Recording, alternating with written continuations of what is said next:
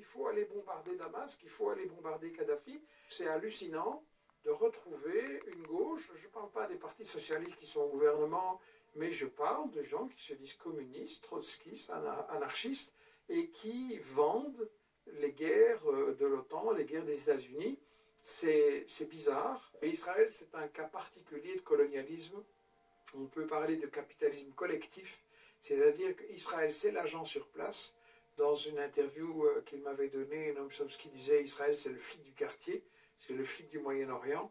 S'il n'y avait plus ce chantage à l'antisémitisme, on discuterait de la réalité, à savoir Israël est une puissance coloniale, ça doit se terminer.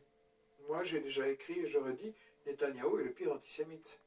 Ok, Netanyahou, c'est lui qui fait énormément de tort aux juifs. Les médias mensonges, ça tue.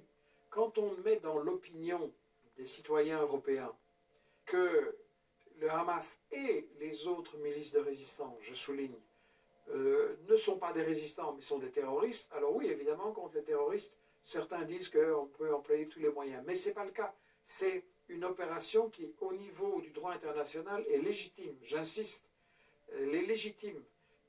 On ne lutte pas contre le terrorisme à la manière de George Bush, ni à la manière de Obama, Biden, etc. C'est-à-dire en formant et armant et soutenant discrètement les terroristes. Il faut absolument que chaque citoyen, et particulièrement les jeunes, apprennent à repérer les médias mensonges, apprennent en quelque sorte l'autodéfense intellectuelle. Parlons des problèmes, parlons des faits, regardons ensemble des solutions et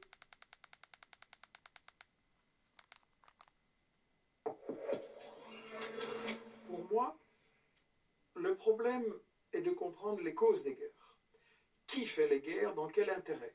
On attaque la Syrie parce que la Syrie, c'est une attaque des États-Unis et des Britanniques, et ils l'ont dit dans leurs documents. Et voilà, il n'y a personne dans la rue. Pire, on dit qu'il faut aller bombarder Damas, qu'il faut aller bombarder Kadhafi. C'est hallucinant de retrouver une gauche, je ne parle pas des partis socialistes